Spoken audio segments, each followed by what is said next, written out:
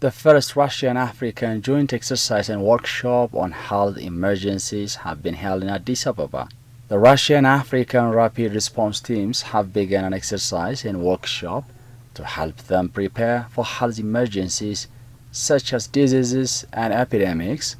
Alongside the joint exercise, a training seminar on rapid response to emergency situations of a sanitary and epidemiological nature has also been held to exchange knowledge and improve teamwork. Ethiopian Health Minister Dr. Addis Ababa stressed the importance of a strong health system to protect the public safety. The exercise platform is of a great importance for bringing together expertise from Russia and African countries to exchange experiences on how to respond quickly to health emergencies. She said that the participation of more than 100 experts from 15 countries in the program is a sign of the country's commitment to the issue. She also said that it will help strengthen relations between African countries. Dr. Addis also emphasized that the Ethiopian government is committed to building its capacity to respond to health emergencies. This gathering signals not only a growing commitment to the continental health security, but it also shows the strengths and the historic evolving partnership that we have between Africa and Russia, which is one rooted in solidarity, one rooted in science, one rooted in evidence, and also a shared responsibility. For Ethiopia, the pursuit of working on resilient health system is not merely about policy or priority, but it's more than that. It is about our existence and a shared responsibility. As has been said earlier, pathogens don't have borders. And that's why even if we try to create as much borders between us, between continents, between countries, and I'm here happy today that we have more than 100 delegates here from the 15 countries in Africa, where borders are not going to limit our pathogens. And for us, it is a national imperative, priority, and importance. And it's among the Ministry of Health's foremost priorities, as a focus on advancing local manufacturing has been discussed in our continent to reduce dependence on external aids and also to increase our supply chain system, external but also internal chain system strengthening, nurturing the capacities of our motivated health workforce, also a foundation of the care to delivery to our community.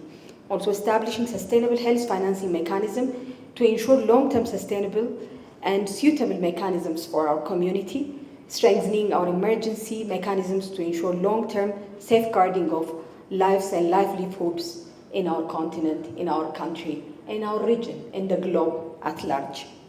Strengthening emergency preparedness and response is a priority to all of us. That's why today's table, where all of us are gathered from everywhere in the world, because most of us have already been traveling to different continents and different worlds, but we are here today in Africa, at the heart of Africa, where the African Union sits, the capital of Ethiopia, Addis Ababa.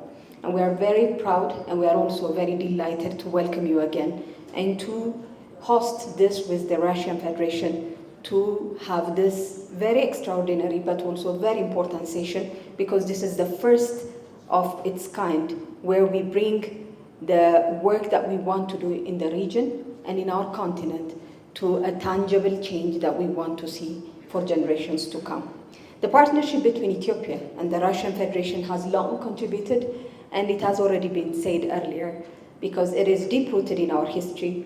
If you look back in the history, it goes to the 14th century, where you'll read about the cultural, religious relationship that we have, but also goes to the 15th century, 16th century. So look into any of the centuries, you'll find the history that Russia and Ethiopia has been working very closely together. But in 1896, when following the Battle of Adwa, which Her Excellency has all very well stated earlier, has been a battle where we have also seen who are also there with us in all seasons. And Russia has always been with Ethiopia in different seasons.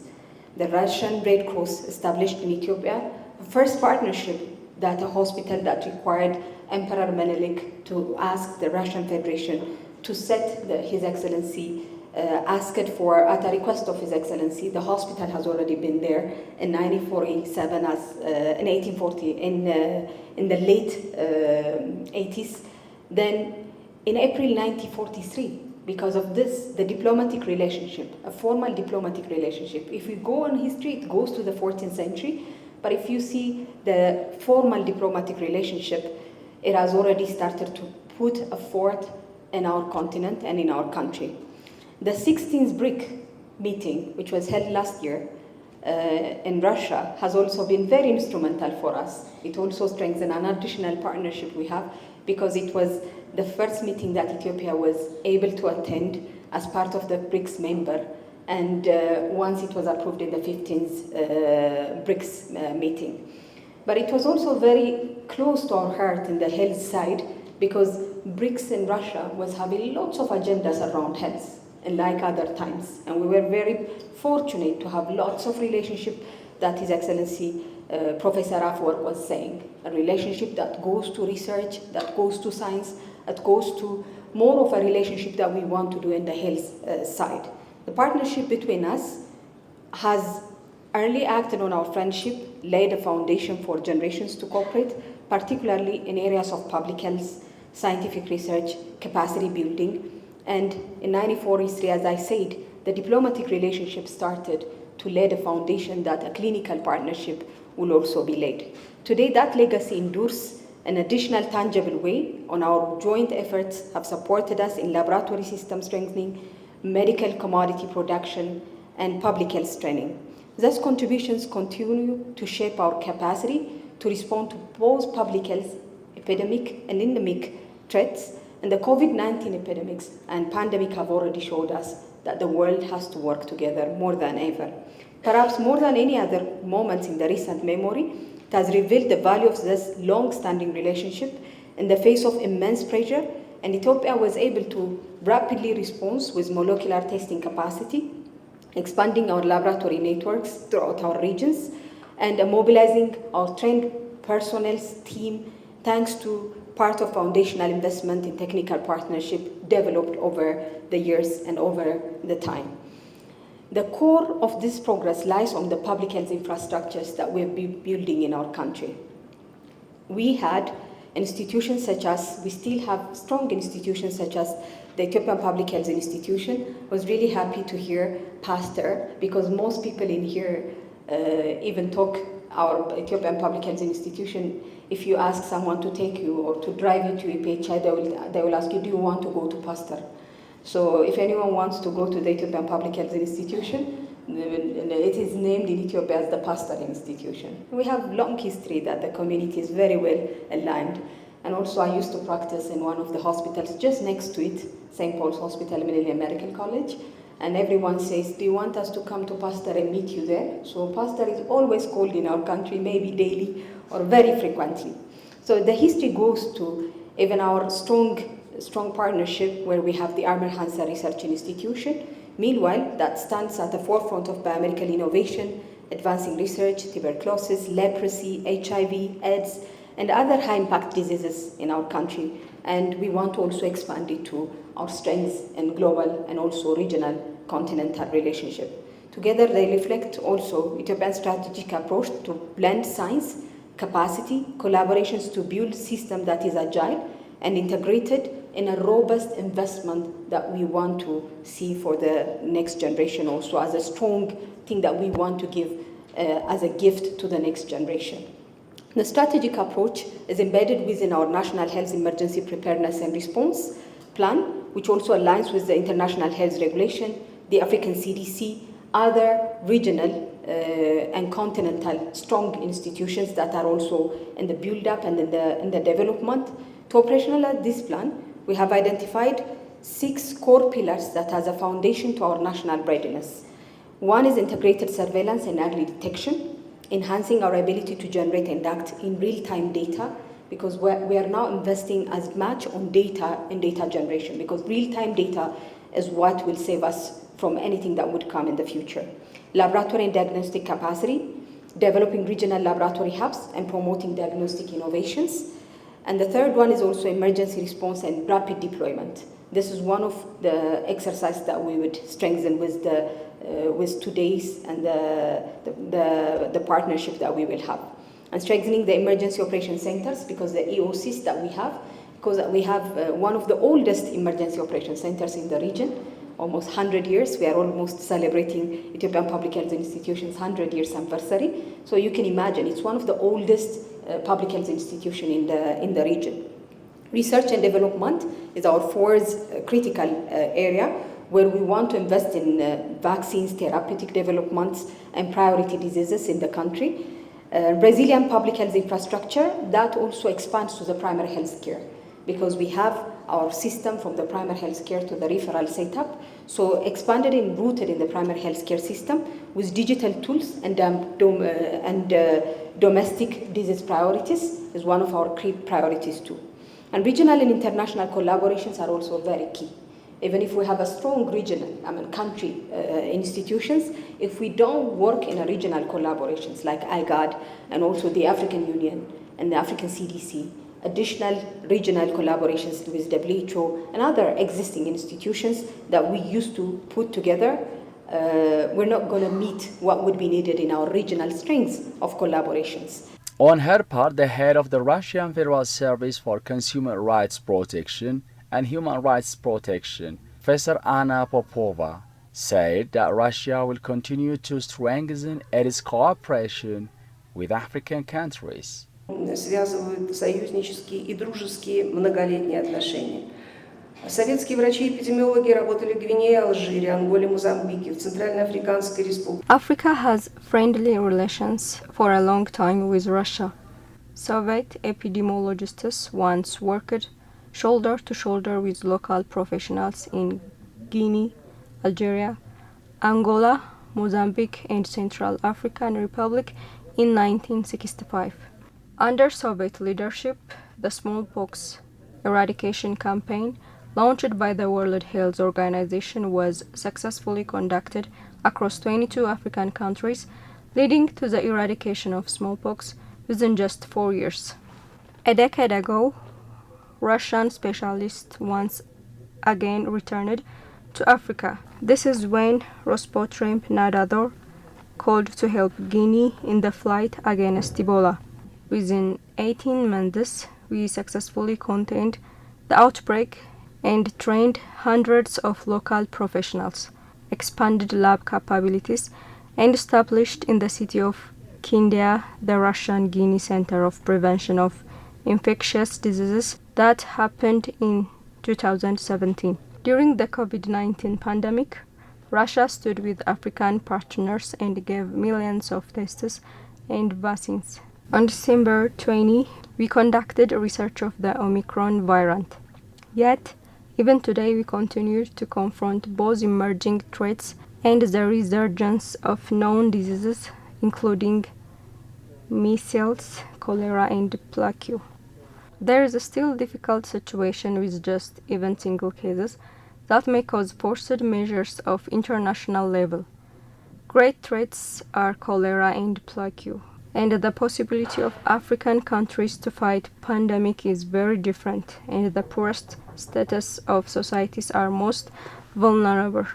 In 2023, acting on the directive of the President, Russian mission was deployed to the Republic of Congo, including a mobile laboratory and a team of epidemiologists, infectious disease experts, and diagnostic specialists. The mission supported local efforts, and there was a mobile lab provided to the city of Dallas, and we have done a large-scale anti-epidemic activities, and lab diagnosis was conducted. Thanks to the work of our experts, in 2 weeks the outbreak was localized. In August 2024, African Center of Control, WHO, announced the monkeypox outbreak, and again, a forced measure due to that since August till October 24, Russian experts visited Uganda, Burundi, Rwanda, Congo, Guinea, and Ethiopia. Along, we too provided consultation, and we provided diagnostic kits and methodological support for monkeypox. All these efforts are part of the assistance program, and it became possible due to what we started in July 2023 on the initiative of our President Putin. The program ON Assistance, Prevention and Control of Infections in Africa is carried out by Rospotrembdanazor organization. The program is planned till the year 2026 and it includes material, technical, scientific and educational cooperation and some 1.2 billion rubles are allocated. Technical, scientific and educational cooperation and 1.2 billion rubles are allocated. In 2 years, we have trained over 115 specialists in epidemiology, biosafety diagnostics. Joint studies on more than 50 dangerous pathogens are underway. Russian mobile labs have been delivered to 8 African countries: Uganda, Burundi, Congo, South African countries, and Madagascar. We continue common work in Russian Center in Kenya. We developed over 20 diagnostic tools and trained over 1,500 African professionals in Russian Republic health methodology. In 2023, we established the joint Russian-Burundi Center of Infection Research in collaboration with the National Institute of Public Health in Burundi. For demonstration of the results of our common work in April 2024, Kampala hosted the first Russian-African conference on combating infectious diseases. There were delegates from 15 countries and 2 international organizations. The research project of Rospotrembdanazor continue in Uganda, Congo, Zimbabwe, Madagascar. We are preparing to launch initiatives in Ethiopia and in the Sahel region. The fight against infectious is the fight for life. Let me remind you that our exercise takes place at an important of time. The world and Russia are celebrating the 18th anniversary of the victory in the World War II.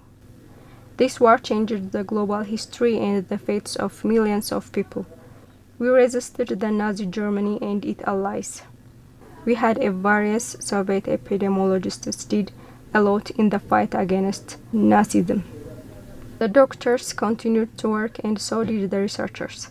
Even in the besieged Leningrad where the Pasteur Institute continued to work. Since the beginning of the war, it remained the only research institution in the field and it became the headquarters against epidemics. Together with fighting epidemics throughout the war and the siege of Leningrad, we continued scientific research and the results were published in special location of Leningrad doctors. They were sent along the road of life across Lake Ladoga of the result of the research. The siege of Leningrad, there was a terrible thing. The city survived without any supply of food, but continued to work and survive that in such incredible conditions. Moreover, it continued its activities. Ethiopia is the only African country that preserved its sovereignty thanks to the bravery of its nation and became the first African place that was attacked by the fascists. Ethiopians have fought against Italian fascists. On the 3rd October 1935, Italians have invaded Ethiopia without announcing a word. The Soviet Union very much against it and didn't have yet diplomatic relations with Ethiopia. France and Great Britain officially acknowledged that Ethiopia belongs to Italy. And in such conditions, Ethiopia patriots continued the guerrilla compact. And May 1941, Ethiopia was the first country in the planet that was finally liberated from Italian occupation. We should give a hand of applause for that truth. The unity and courage of our peoples have always been a source of strength, and they enabled us to defeat the enemy and protect the independence of our states. Today, that the same spirit drives our efforts to secure health, peace, and freedom for future generations. For many years, together with African friends, we work for prevention and reaction to infections. The format of cooperation with partner countries is different from the traditional donors. Western countries have the objective to make the receivers of assistance become even more dependent, not to have their own potential to struggle against the epidemics. They provide minimum lab infrastructure and they just run their tests and send vaccines and they test on Africans. They still have their colonial ambitions and they call it assistance, but this is actually their foreign influence. Russia provides a real alternative to these supporters. We export biological sovereignty. We do not do the brain drain, meaning Russia is interested to train highly qualified local experts that will turn Africa into a well-developed area. We follow the principle Africa problems require African solutions and high-tech solutions. That is why we don't just supply the equipments and vaccines, but train how to use them. We improve the lab structure of partner countries and we train the local qualified personnel so that they are able to conduct the most model kind of work. So let us continue this essential work up together. Наращиваем лабораторную инфраструктуру стран-партнеров, подталкиваем и подготавливаем местные квалифицированные кадры к решению самых современных. Recalling that Russia and African countries have long-standing historical friendships, the Russian ambassador to Ethiopia and representative of the African Union Commission, Yevgeny Tarihan, highlighted the importance of Russia-Africa partnership. He stressed the importance of countries working together to prevent diseases as the pandemic doesn't stop at borders. Африканских международных учений команд быстрого реагирования на чрезвычайные ситуации санитарно-эпидемиологического характера. Today, we witness a historically important event. The first Russian-African exercises of rapid response teams for emergency situations of sanitary and epidemiological nature. It is symbolic that this event is held in Ethiopia, which is a symbol for the health care of the African country. As Professor Anna Popova mentioned, this event coincides with the 80th anniversary of the victory in the Great World War II. One of the lessons of combating fascism is that any obstacle, even the most complicated ones, can be combated through joint operation and collaboration between the nations. And today's approach requires the same level of solidarity. Infectious diseases do not mind borders, and that's why the foundation of equal rights, mutual respect, and respect to the interest of all the countries is the basis for the effective result. We fully combat the new colonialism and any interference within the foreign states. Still, African countries remain the object of interference from some foreign countries. And despite ex-colonialists, Russia was never trying to colonize African states, and controversially expressed all the efforts to combat that. Today, Russian and African cooperation develops in all respects. For example, the meeting held in St. Petersburg makes a sound ground for our further mutual cooperation. And the President of the Russian Federation, Mr. Vladimir Putin, rounded a campaign to control the epidemics, and the control epidemics in Africa requires a special attention. Based on WHO, every year Africa witnesses over 100 of outbreaks of different infectious diseases, which is even more complicated by military resilience and different other obstacles related to healthcare. The pandemic of 2019 demonstrated how far the human can combat the infectious disease, and we observed how the different cultures closed the borders and deployed controversial effects and measures. Even we are stealing from different measures protection of others' measures. Today's exercise is not only the experience sharing and demonstration of our strategicals, but also the effect of measures to protect the humans from the epidemics infectious diseases, regardless of their religion and many other features. And the representatives of the international organizations are here today, and such a bold interest demonstrates in such strategic objectives. And holding this event in the heart of Africa demonstrates a paramount significance of this topic. And the government of the Russian Federation puts as a strategic objective, a strategic priority to this type of exercises of rapid responses to emergency situations of infectious diseases. And such exercises require joint efforts between different countries. Not a single country can resolve such infectious diseases alone, and only combining efforts and developing our term cooperation can help us effectively control the epidemics and infectious diseases. Our scientists and researchers have unique expertise in controlling the epidemics, which can be of great value to the efforts of colleagues. Our deep knowledge and expertise of African medics can be supported as well. Our joint efforts will not only bring the international experience, but also form biological safety across the African continent.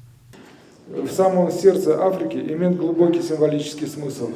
Dr. Musa Hailu, Director General of the Ethiopian Institute of Public Health, on his part, has stated that the aim of the program is to strengthen cooperation and build skills to protect people from diseases and other health threats. As clearly communicated, the main objective of this 3-day training workshop is to exercise how to use the mobile biosafety level 3 laboratory during any emergency events for rapid response.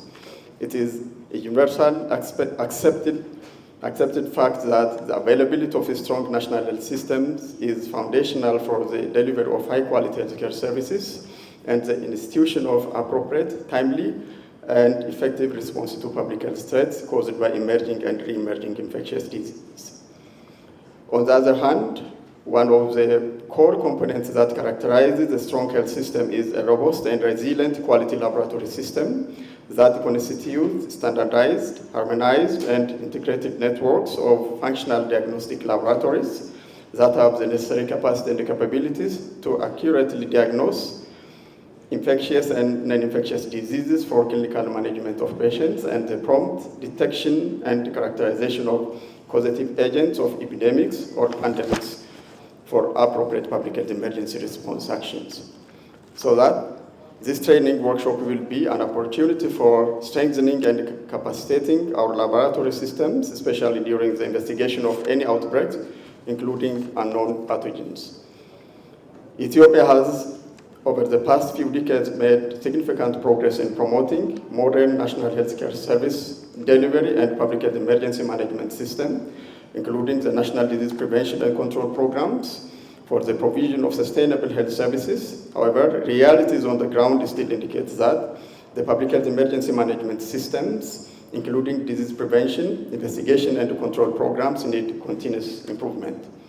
Accordingly, the Ethiopian Public Health Institute, under the leadership of the Minister of Health and in collaboration with other stakeholders and partners, is working hard towards strategically addressing all essential public health functions at the implementation level by defining national strategic objectives.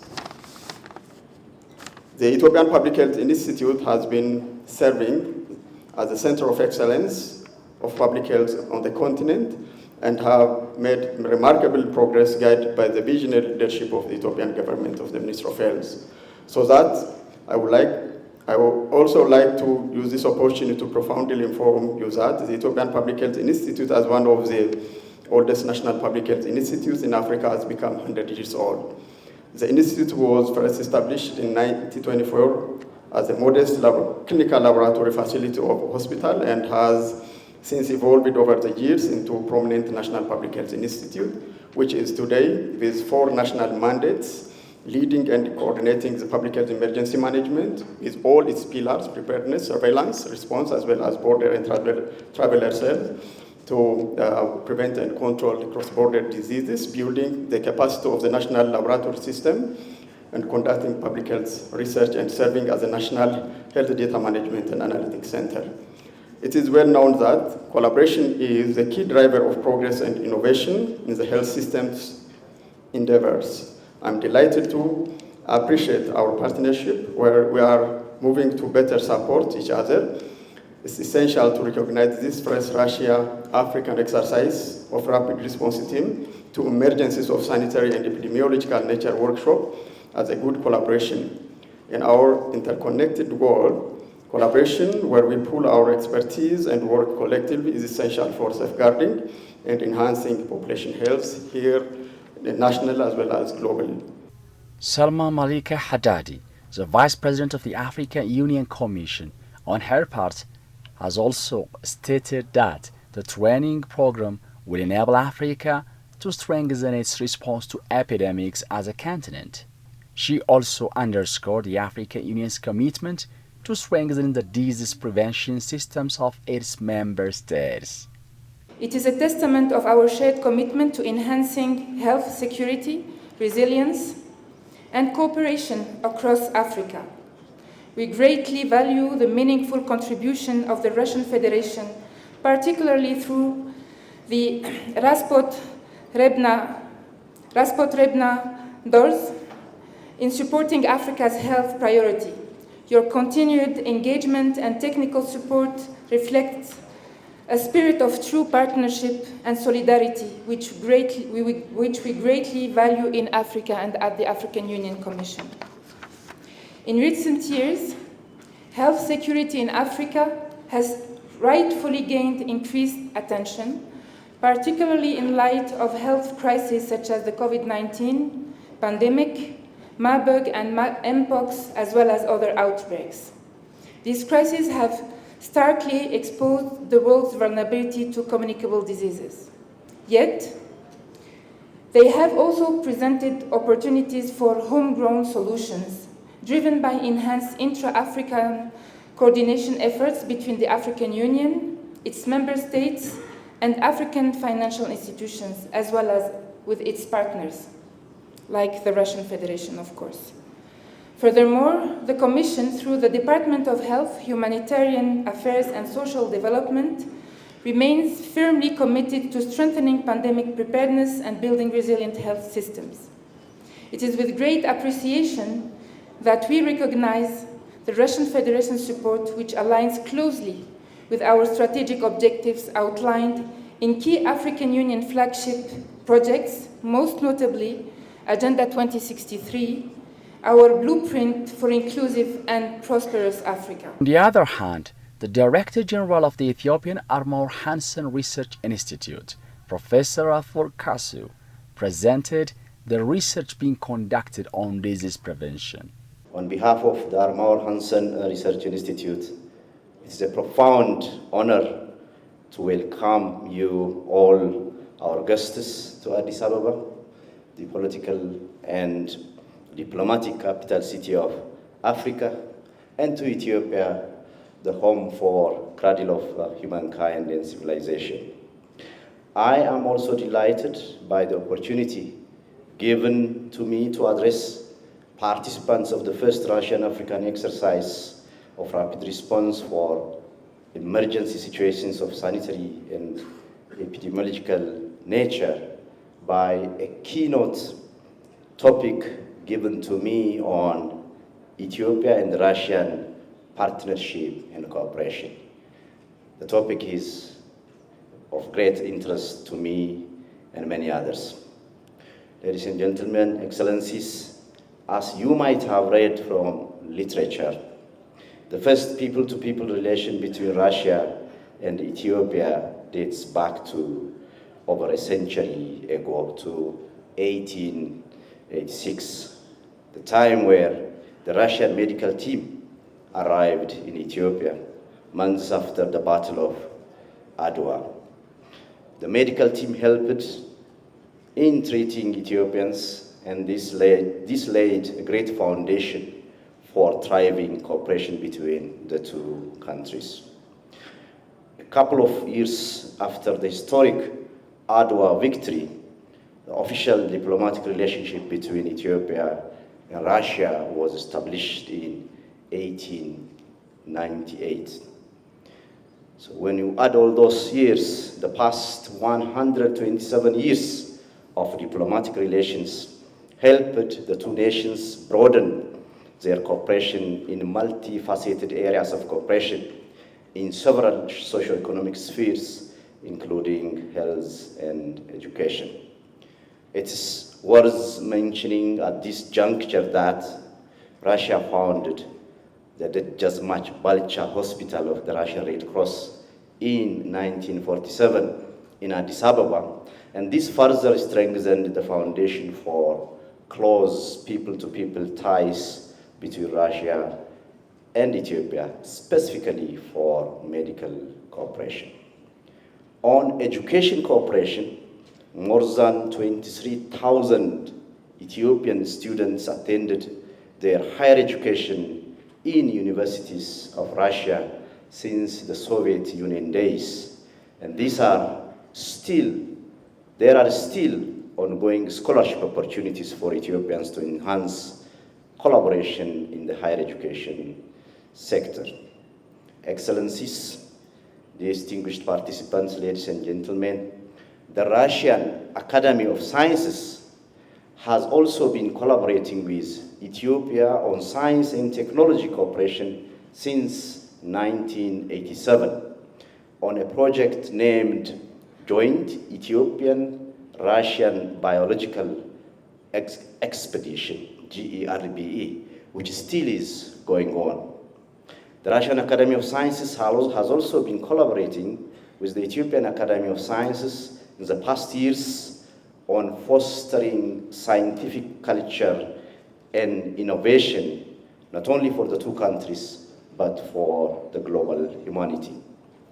Collaboration with Rosatom of Russia on nuclear science and technology by a memorandum of understanding signed in 2016 between the then Ministry of Science and Technology of Ethiopia and its counterpart in Russia was another milestone. At a highest level, the first Russia-Africa summit held in Sochi in October 2019 created opportunities for leaders of the two countries, and it served as a milestone that paved ways to enhance multifaceted cooperation, where the two nations have signed a wide range of agreements, including peaceful use of nuclear energy, space navigation, science and technology, and many others. On January 1st, 2024, as you all know, Ethiopia officially joined BRICS after being invited in August 2023 by the BRICS members. As a result, during the Russian presidency of BRICS, leaders of different Ethiopian institutions initiated useful collaborations with their Russian counterparts, including the high-level leaders summit held in Kazan in October 2024. Finally, the Ethiopian Ministry of Health and the Russian Consumer Rights Protection and Human Well-being Monitoring Service have signed a memorandum of understanding. It is underscored that the agreement aimed at strengthening cooperation between the two countries on health emergencies. It is indicated the MOU focuses on improving the rapid response to health and hygiene emergencies, especially during epidemics or health disasters. The program has been graced by the handovering of a mobile laboratory worth over 110 million birr, complete with all the necessary equipment by the Russian government to the Ethiopian Ministry of Health.